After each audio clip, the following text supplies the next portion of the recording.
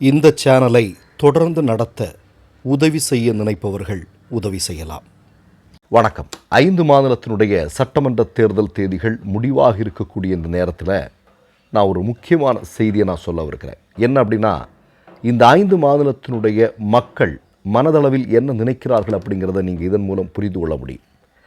நேற்றைய தினம் நான் சென்னையில் இருக்கக்கூடிய ஒரு உணவகத்தில் சாப்பிட்றதுக்காக போகிறேன். மத்தியான சாப்பாடு.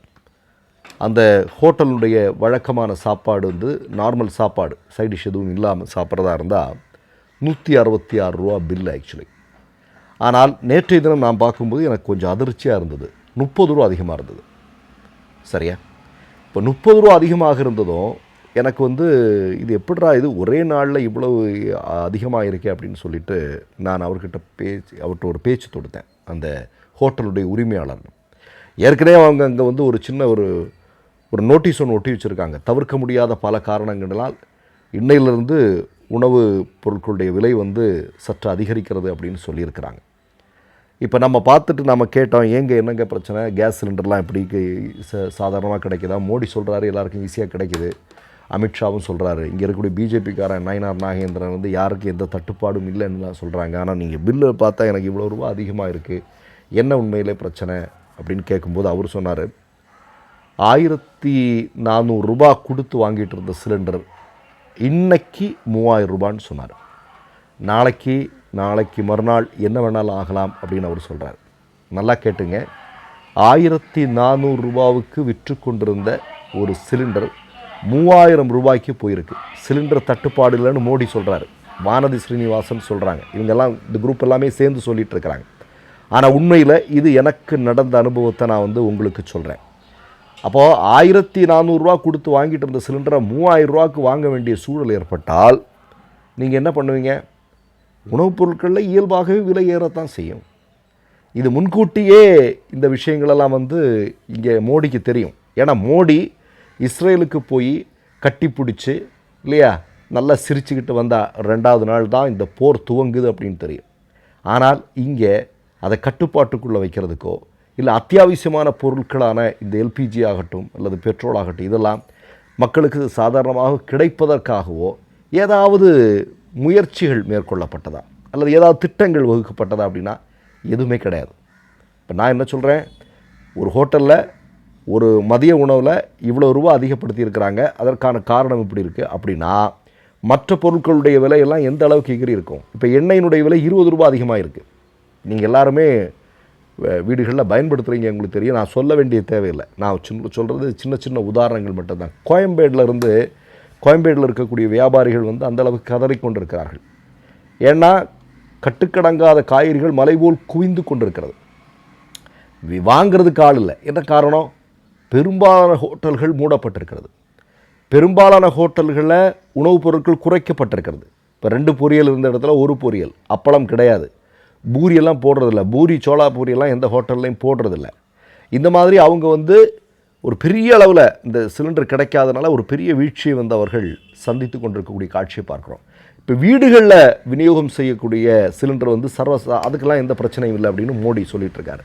ஆனால் உண்மையில் நடந்தது, இந்த சம்பவம் நடந்து இந்த ஈரான் வார் நடந்து ஏறத்தாழ 15 நாட்களுக்கு மேலாச்சு. 15 நாட்களாக புக் பண்ணிவிட்டு கிடைக்காத சிலிண்டர் கிடைக்காமல் இருக்கிற வீடுகளுடைய பட்டியலை நான் உங்களுக்கு அனுப்புவா?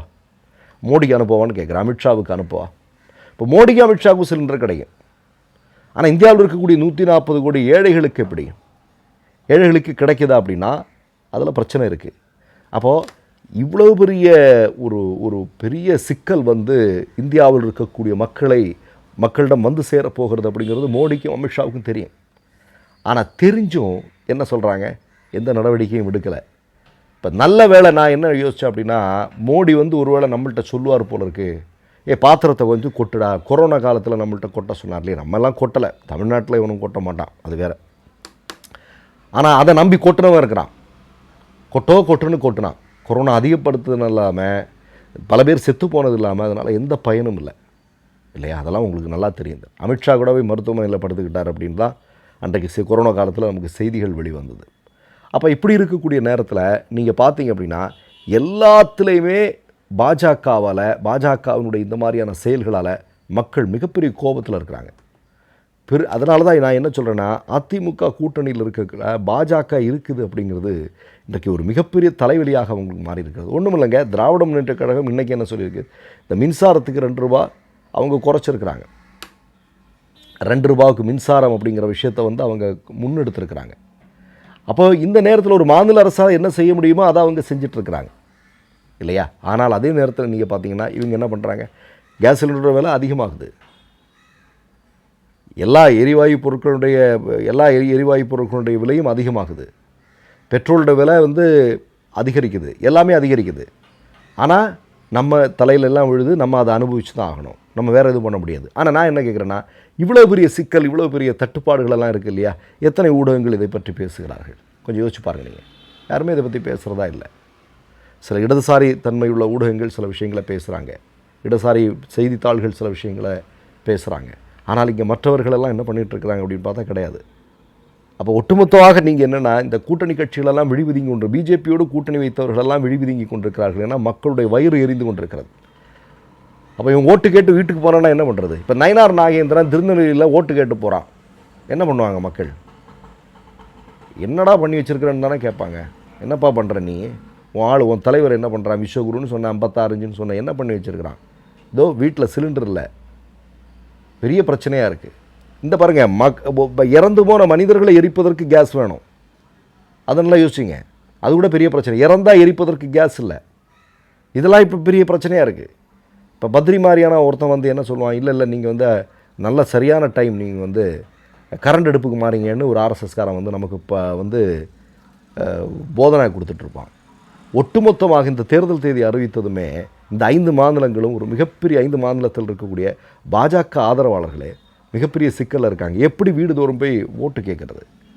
கேட்டால் மக்களுடைய கொதிநிலை எப்படி சமாளிக்கிறது? என்ன பண்ணுறதுன்னு தெரியாமல் விழிவிதுங்கி கொண்டிருக்கிறார்கள். மற்றொரு நிகழ்வில் சந்திப்போம். நன்றி, வணக்கம். 3 யூடியூப் சேனல்கள் வியாபாரத்திற்கு இருக்கிறது. தேவைப்படுபவர்கள் இந்த எண்ணுக்கு தொடர்பு கொள்ளுங்கள். மை நேம் இஸ் ரெட் சேனலை சப்ஸ்கிரைப் பண்ணிக்கோங்க. அதுக்கப்புறமா பக்கத்தில் இருக்கிற ஜாயின் பட்டனை கிளிக் பண்ணீங்கன்னா ஒரு நியூ பேஜ் ஒன்று ஓப்பன் ஆகும். அதுலேயும் ஜாயின் பட்டனே கிளிக் பண்ணிக்கோங்க. அதில் பார்த்தீங்கன்னா credit R debit card options இருக்கு. இதில் உங்களுக்கு விசா, மாஸ்டர் கார்டு, ரிப்பே அப்படின்னு 3 ஆப்ஷன்ஸ் கொடுத்துருக்காங்க. அதில் நீங்கள் எந்த கார்டு சூஸ் பண்ணுறீங்களோ அந்த கார்டோட நம்பர் என்டர் பண்ணிக்கோங்க. அப்புறமா கார்டோட வேலிடிட்டி மந்த் அண்ட் இயரை டைப் பண்ணிக்கோங்க. அடுத்தபடியா உங்க கார்டோட பின்னால சிவிசி கோடுன்னு சொல்லிட்டு 3 நம்பர்ஸ் கொடுத்துருப்பாங்க. அந்த நம்பரை இதில் என்டர் பண்ணிக்கோங்க. அப்புறமா அட்ரஸ் அண்ட் இன்ஃபர்மேஷன் என்டர் பண்ணிட்டு பைங்கிற பட்டனை கிளிக் பண்ணிக்கோங்க. ஒருவேளை உங்க கார்டு நம்பர் இன்வாலிட்னு காமிச்சிச்சுன்னா உங்க கார்டுல இன்டர்நேஷனல் யூசேஜை எனேபிள் பண்ணுங்க.